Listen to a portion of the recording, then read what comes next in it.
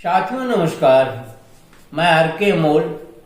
Amol 24 channel पर आपका हार्दिक स्वागत है। आज आपसे कुछ पुरानी बातें शेयर करना चाहते हैं या उस पर चर्चा करना चाहते हैं। भारतीय जनता पार्टी के सम्मानित नेता थे अटल बिहारी वाजपेयी। अटल बिहारी वाजपेयी एक रैली कर रहे थे, उसमें मायावती भी आमंत्रित थी, तत्कालीन मुख्यमंत्री उत्तर प्रदेश।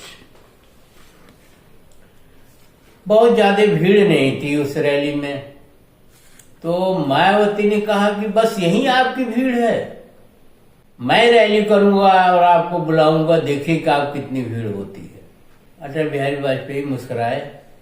उन दिनों काशीराम का जलवा था। काशीराम जो है विचारक थे, काशीराम जो है समर्पित नेता थे, विचारधारा के नेता थे और उनका बड़ा आदर और सम्मान था, विशेषकर पिछड़ों और दलितों में। बाकी राजनीति तो चलती रहती है, विचार ही सबसे मेन होता है और नेता का आचरण कैसा है, नेता कितना स्वार्थी है, कितना सत्ता लोलुप है और कितना नेता समर्पित है, यही एक बहुत बड़ी बात होती है। बात आई गई हो गई। मायावती ने भी शायद रैली किया, अटल बिहारी वाजपेयी को बुलाया और अपार भीड़ इकट्ठी थी। बात खत्म हो गई और मायावती जो है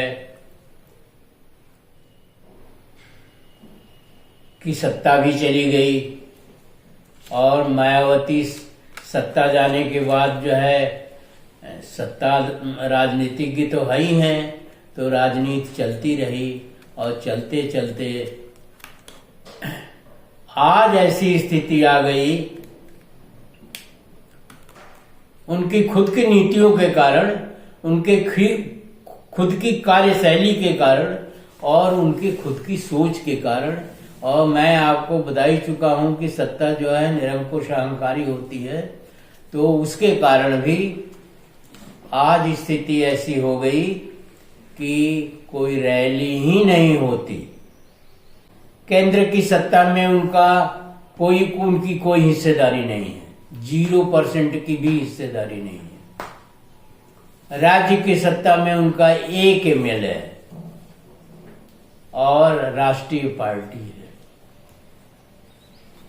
सारे नेताओं को उन्होंने बाहर कर दिया और एक छत्र राज्य करने लगी। और आज की डेट में अपने ही भतीजे आकाश आनंद को तमाम चर्चे में है कि उन्होंने निकाल बाहर कर दिया, सभी पदों से हटा दिया।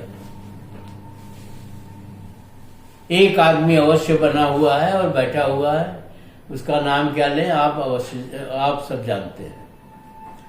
तो ऐसी स्थिति है कि आज वो रैली करने की ही स्थिति में नहीं है और न बरसों से उन्होंने कोई रैली किया नहीं। वो अपने आसन से हिली डुली नहीं, किसी जिले में जाती हैं, नहीं किसी और अन्य लोगों से मिलती है, नेताओं से मिलती है और नहीं कोई उनकी सक्रिय राजनीति है।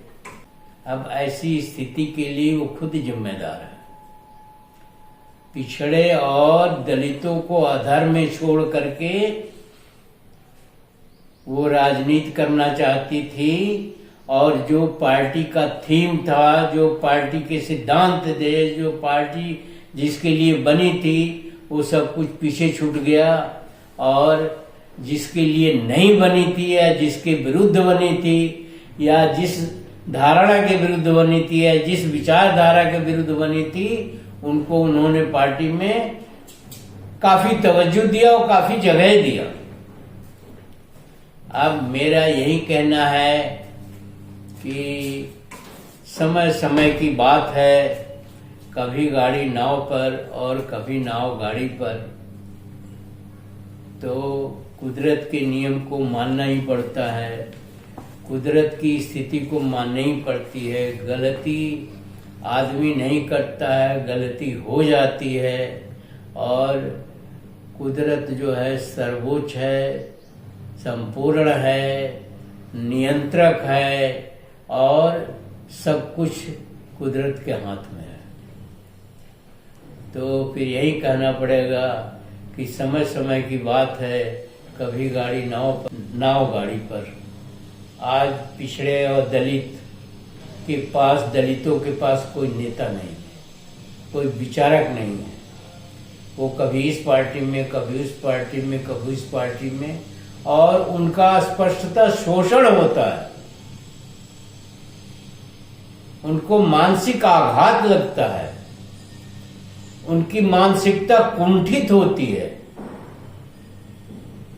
उन्होंने सोचा था एक प्लेटफॉर्म है हमारे पास, काशीराम जैसे विचारक है हमारे पास, समर्पित और कर्मठ जो है नेता है हमारे पास, वो सब कुछ समाप्त हो गया केवल